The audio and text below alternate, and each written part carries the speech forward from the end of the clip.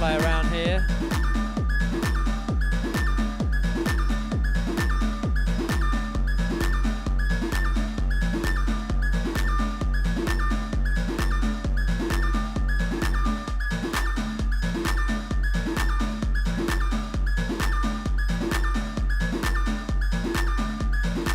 Which then leads me on to the final piece, the final addition to my setup here, which is the herb verb. Now, when I was first getting into building the system, I was very mindful that I didn't want an oscillator, filter, envelope, yada yada yada, what you get on every analog synth. I didn't want to do that. I didn't want to replicate an analog synth just in a rack form. Like, you can get a lot of good modulation possibilities and that kind of thing with that. I was looking for sounds that were out there. I mean, I really was getting this together for my juxtaposition project, which was more of an industrial techno kind of project. So I was really looking for sounds that nobody's heard before, and that leads me to the herb verb, which is basically a reverb unit, but you can modulate every parameter pretty much, which can lead to some pretty out there effects. So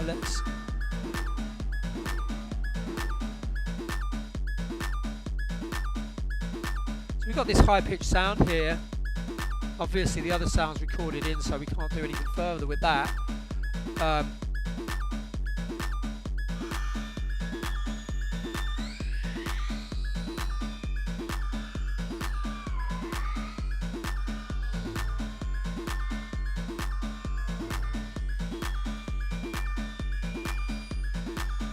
What I'm going to do is I'm going to clock this pingable envelope generator, so we've got something that's quite kind of rigid in the time perspective, and obviously when the light's flashing it's putting out a signal. So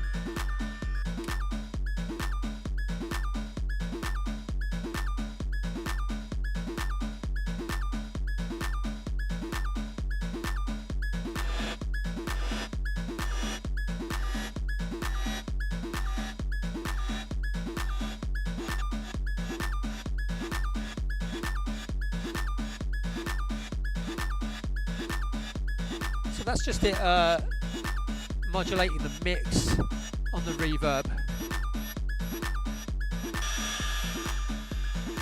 I think we can get something similar.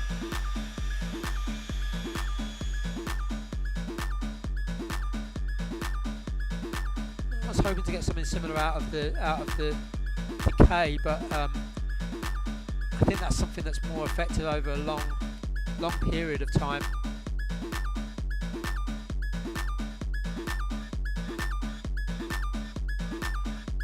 It's also a reverse reverb, which can make things quite interesting.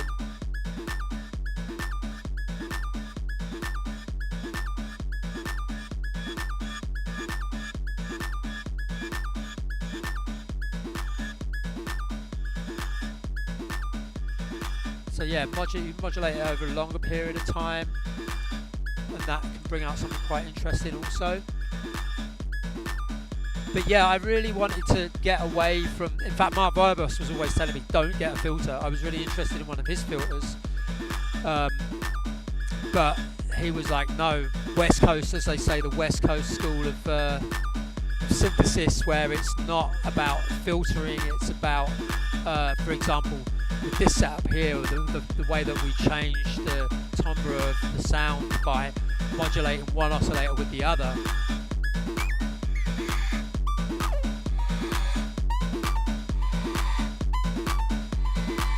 We can also modulate the amplitude.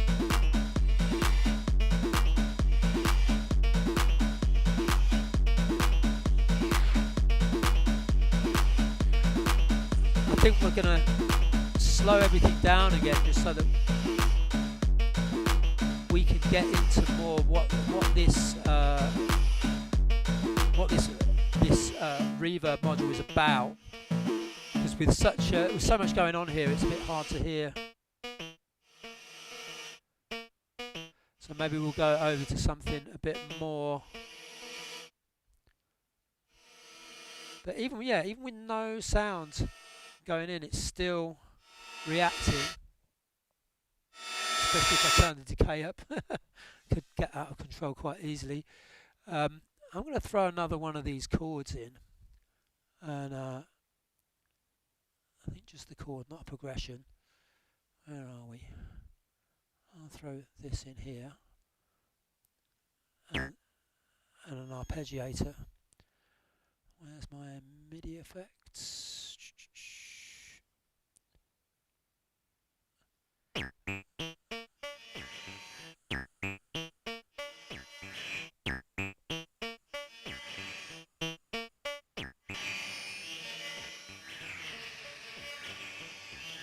And then it gets completely lost into the reverb.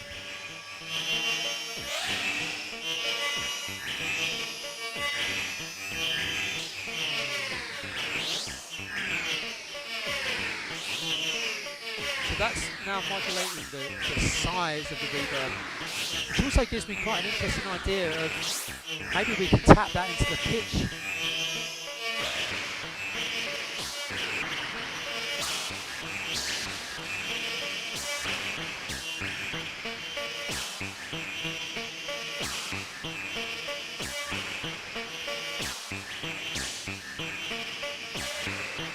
I'll go back into modulating the mix again just to give it a bit of...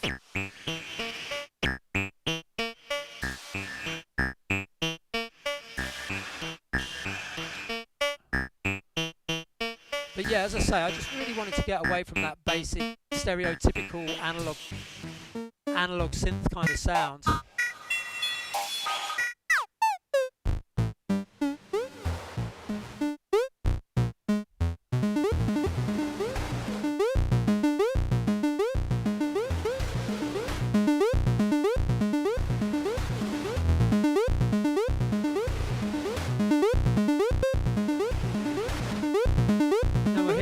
Sounds like in a more rhythmical.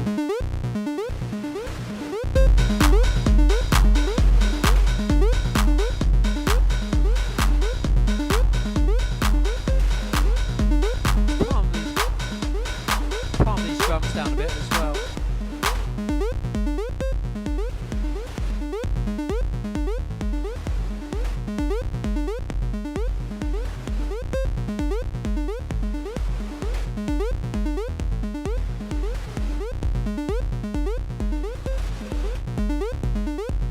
Yeah, obviously adds a lot of texture.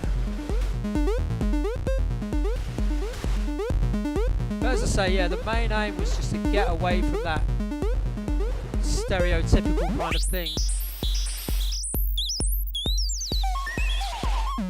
And then we're going to have to plough through some nonsense here to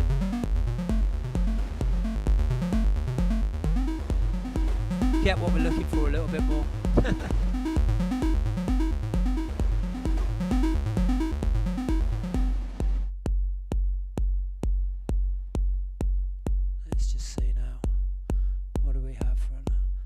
Try the chord progression again.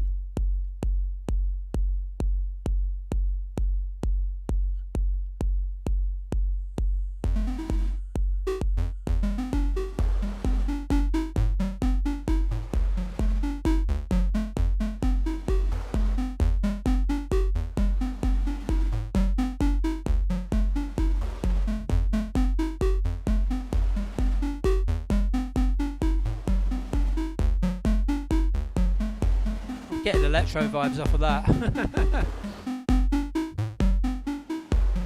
We got a snare.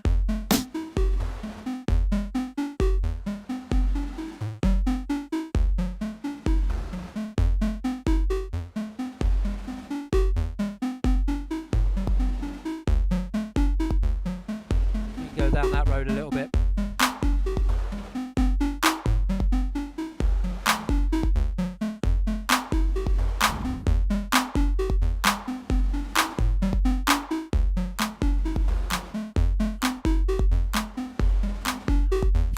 hear this on my... Oh yeah, that sounds better. So hard to hear with this monitor here. Exactly what I'm doing.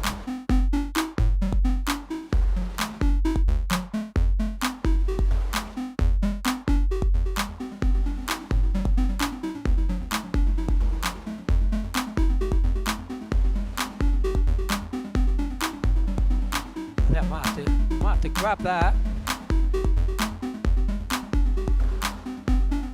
And then we'll move on to something else.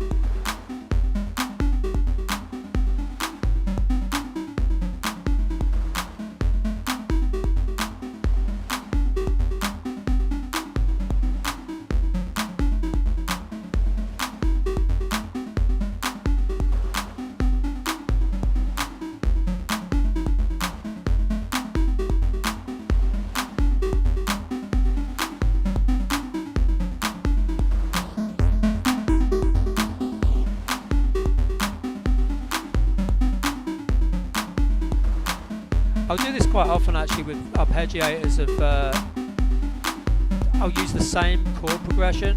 Quite often, rather than using these preset chord progressions, I'll make my own up because this Unison MIDI chord pack, it's just a goldmine basically of loads of chords. So if you're not the most musically minded person, if you're not really that up on your music theory, you're not a keys person, it's some great building blocks to put together really great melodies, and especially used in this way with an arpeggiator, that just gives it a whole other edge. Now the tricky bit here is going to be trying to keep this whole thing in tune.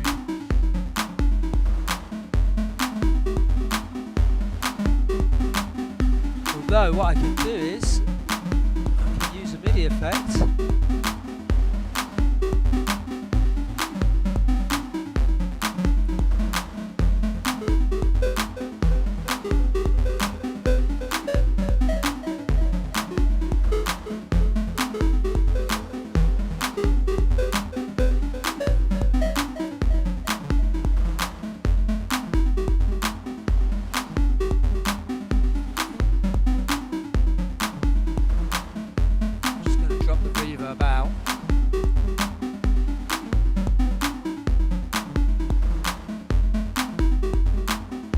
Having one of those moments that you often have when you're playing with a modular, you're like, why is that delay still doing something, or that reverb still doing something?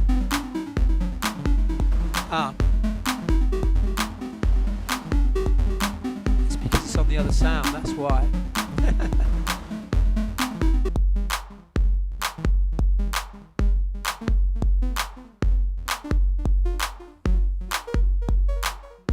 As I said, the challenge was going to be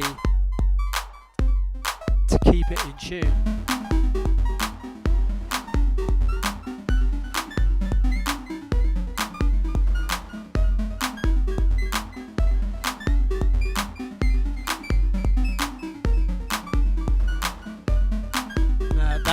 That's where you can get lost really easy.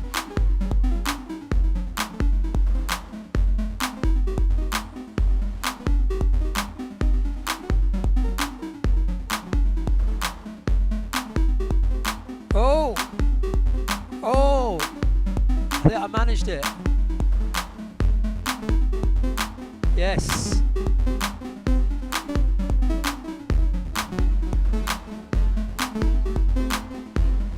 Wow, that was a win. I thought I weren't going to save that one.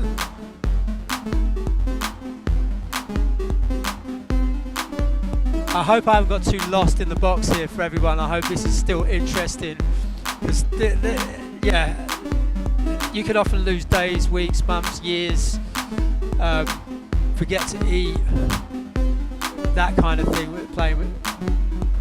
But I'm going to grab that. I'm just having fun here. And probably have written some new tracks in the process. Particularly musically, I'm going in a bit more of a IDM direction, and more as the clubs are closed. there's a few places, there have been a few places open over the summer, but you know, my heart hasn't really been on the dance floor so much of late. So I've been getting more into listening music and writing that kind of stuff. So I think after I've got this part down, I'm going to challenge myself to write another part, get that in tune as well, because that would be pretty amazing if I manage that. Also, I want to get a little bit into the cross modulation on the complex oscillator, because it's got some interesting features. So that's going round and round now.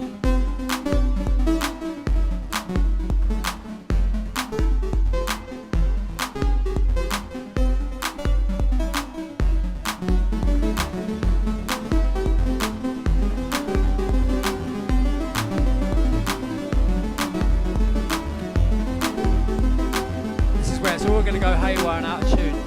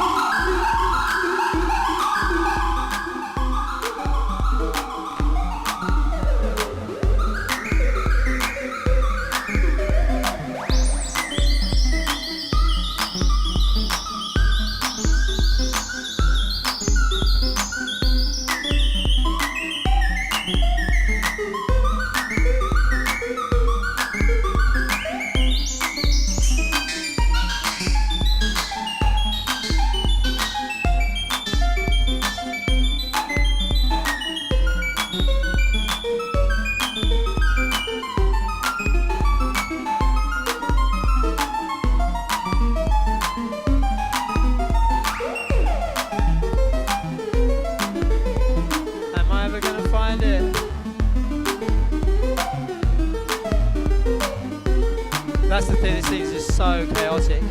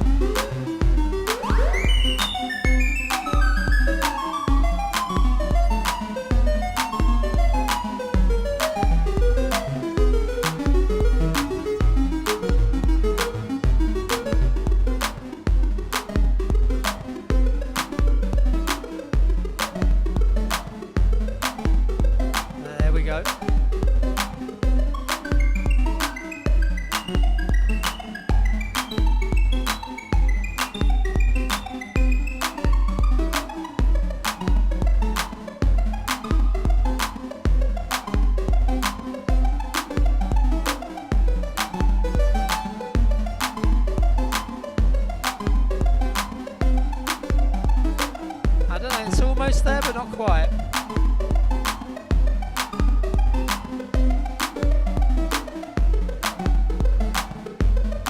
Okay, so let's get into some modulation. It might not be perfectly in tune, but I just want to show everybody what you can do with this thing.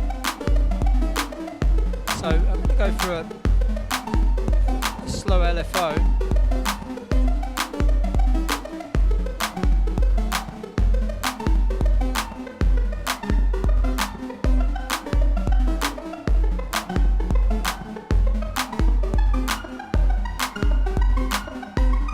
Really lost now.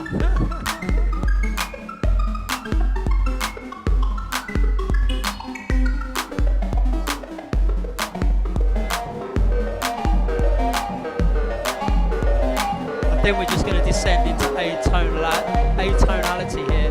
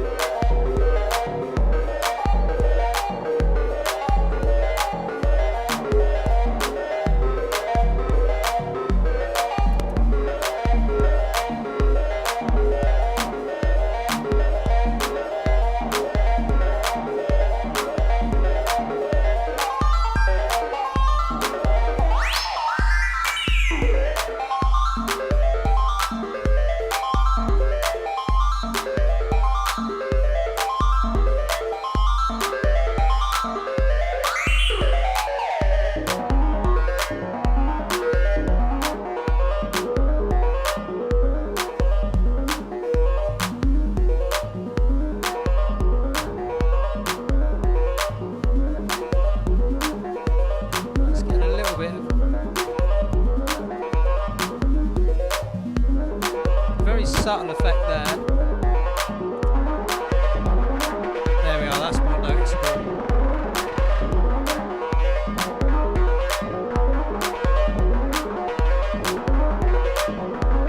So this section here is basically, if I understand it correctly, Mark Verbos will be the man to really explain this properly, but it's affecting the amount of mix of the different waveforms we have here, if I understand it correctly.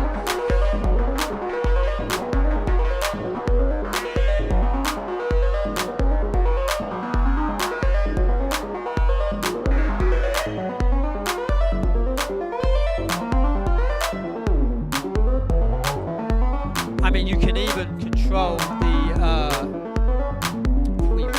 rewire this, the amount of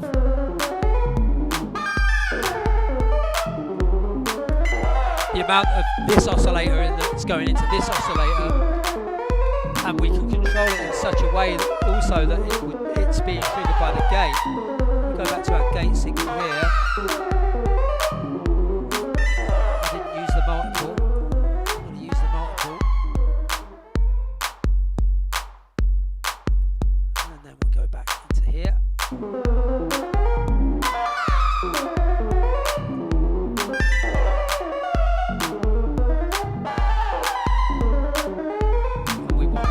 We want to trigger the maths, one side of the maths.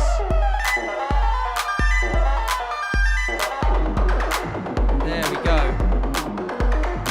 This is basically doing here what this thing was doing internally when you turn the FM knob, the frequency modulation knob, and it's got its own little envelope generator in there.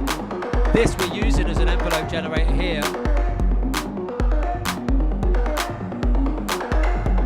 But actually what it's doing is slightly different, because here it was literally the envelope going straight to the pitch of the oscillator, whereas here it's controlling the amount of this oscillator going into here.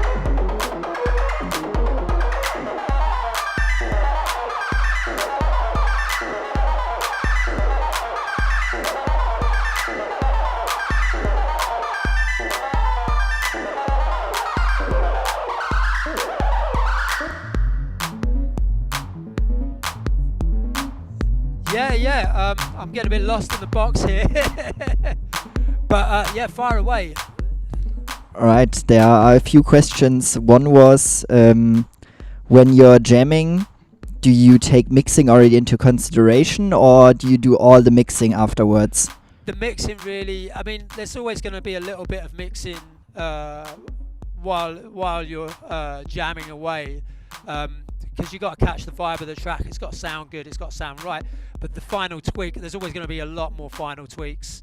So, I mean, basically it's a case of just getting it sounding good so you feel the vibe. Well, that's how I do it personally, just so I feel the vibe, and then I can create the track. And then, yeah, make all the final tweaks at the end.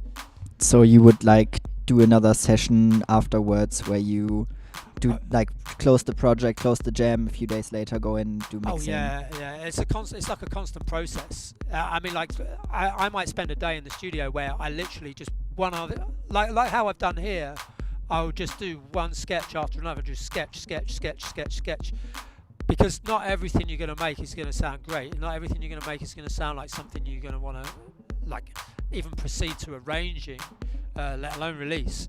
So I tend to find the most productive way is to, for example, have a day at the studio where you just work on ideas and just be sketch.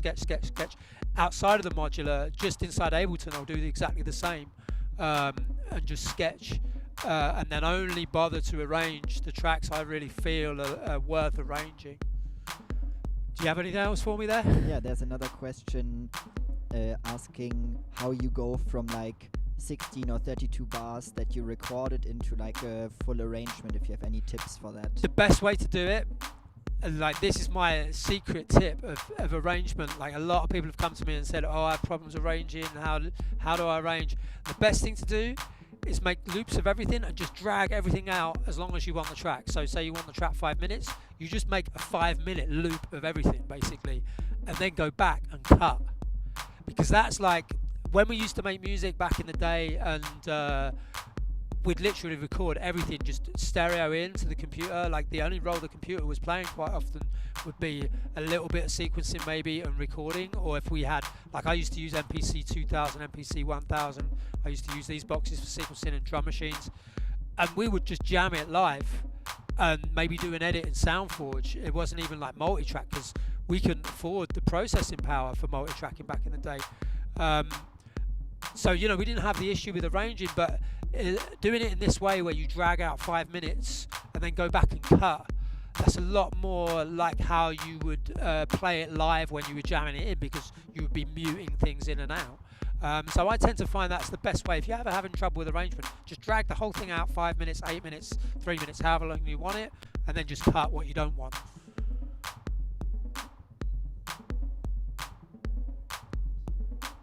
Yeah, one question that I always ask is, if your studio was to burn down and you could only save one piece of equipment, what would it be and why? Well, I would say generally the laptop, but the laptop generally stays with me, so that wouldn't be in the studio if it burnt down. I think if I could grab, and you mean I couldn't grab the whole rack, I'd probably grab the complex oscillator, because that thing alone, it just sounds so big, and it does things that I can't do with the computer. It has a special sound to it that I can't get with the computer. Do you have more there, or? Well, if there are any more questions, like write them in the chat now. Yeah, well, we've still got 10 minutes or so to answer like 10, them. 15 minutes left, so think of your question, write it in the chat, and then I can ask Mark. And I'm gonna dive in a little bit more here, but yeah, jump in if anyone asks it. I'm just trying to think if there's anything I haven't. In fact, what I'm gonna do is I'm gonna bring the herb back into the fold here and see if we get some craziness. That's quite often what it's all about. Is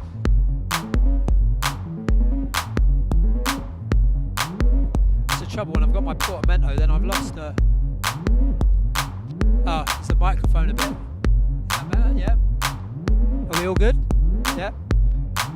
So I've lost one source of modulation. What I can do is, you see, I've got a stackable there. I need my other stackable cable. If I can find my other stackable cable, what did I do with it? Should I? Aha! Here we go. So then I can send the clock that's pinging this defective thing. Matt Spandex, if you're out there, I know you might be listening. I was meaning to send this to you as a little project for you to see if you can fix it, and you can keep it if you can fix it. And then I'll use the rack space for something else, because I know you like doing things like that. Yeah, big shout out to Matt Spandex.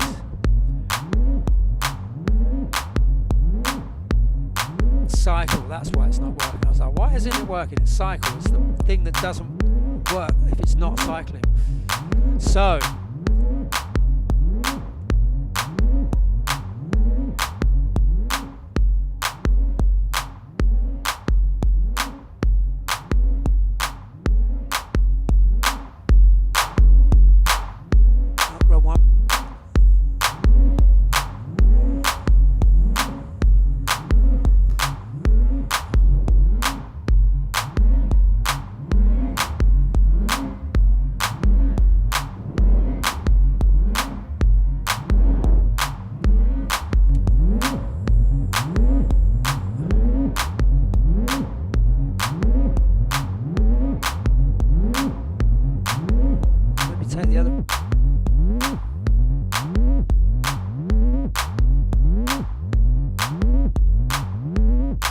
quite often you'll do this, you'll plug things in and you'll go, it's not working. Why isn't it working? So we've got, what we got here, that's going into there. Okay, that's working, aha.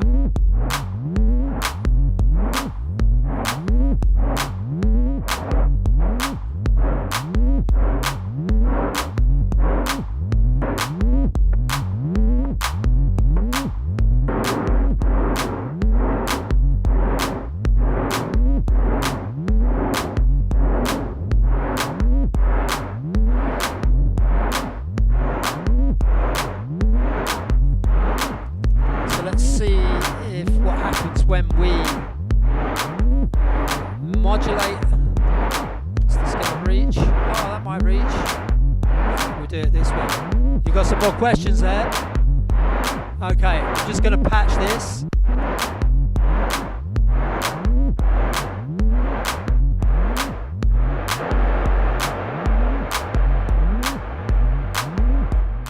Hit me. Alright, I'm not sure if you can answer this, but someone was asking if you had the chance to try some of the 303 clones or remakes that came out recently and if they compare to the original. The only one I use is Phoscion. That's the one I've used for years, and I swear by it as being the closest to a kind of real 303 sound out of all the software options. I mean, I made a lot of acid tracks over the years. That's always served me good enough. I don't really hear enough of a difference for me to warrant getting a hardware version of that. And yeah, I think my time of doing that, I mean, I'll do the odd acid track for fun, but it's not something I want to get seriously invested in. Do you have some more for me?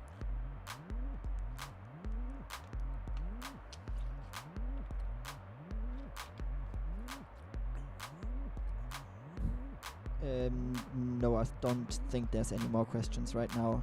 Let me have a quick look. Okay, well, if we've got 5 minutes left, then maybe we've got 5 minutes, right? Yeah, of course.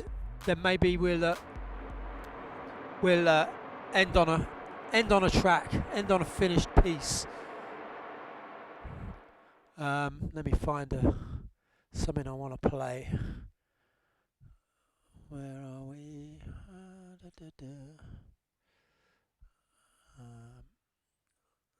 Let's see.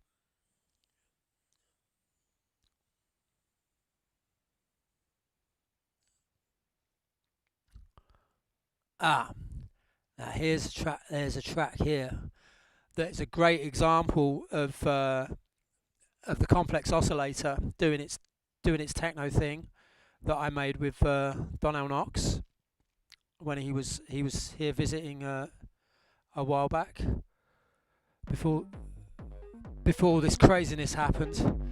I don't know where we're going to release it. I don't know what we're going to do with it. I might just sit on it until clubs are open again, because it doesn't seem like much point at the moment. But yeah, we'll finish with that.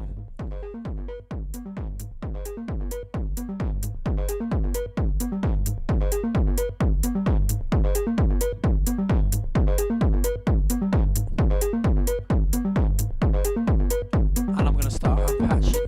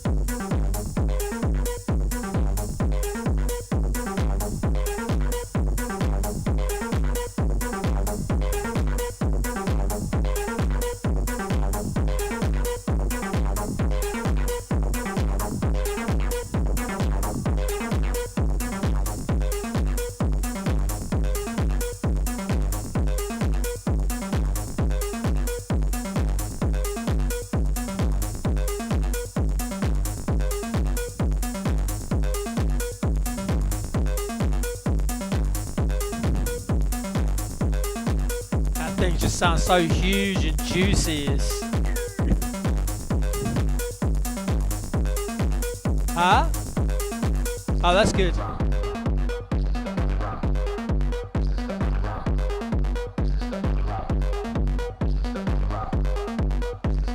Yeah, it's good to play people something they might not have ever heard. Well, they won't have ever heard because it's only me and Donnell who've got this track, so.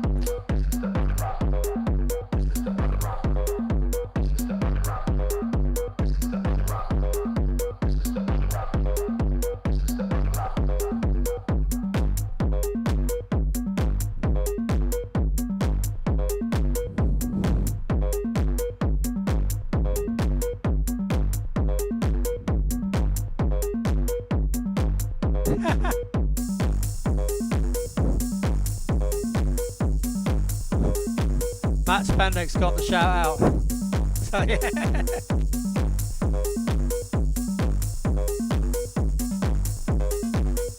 So we're finished. Pretty. Yeah, sure. So someone was asking if you make a lot of the kicks with the Euro rack, or if you go for samples, or if it just depends. Punchbox by D16 is my biggest kind of bass drum machine. As I've got more into the IDM stuff recently, I have been pulling more out of the plats, actually, because it's just something a bit different. But generally, I've been using Punchbox. Like that, to me, I mean, I don't like the presets. Presets, I'm totally not into. I would love it if they would let me loose to help them design version 2 of it, because there's so many things I'd love to change about it. But the basic engine of it, especially the 909 emulation, is awesome. Really, really great. Yeah. Yeah, I think, thanks everyone for tuning in. Thanks to Music Board for funding us. Thanks to In Theory for doing the stream. Also thanks to her for doing the restream. And yeah, obviously, most importantly, thanks to you, Mark, for the talk. Thanks for having me. It's been a pleasure. Everyone, make sure to sign up for the Tech Talk newsletter to keep in the loop. Have a good night. See ya.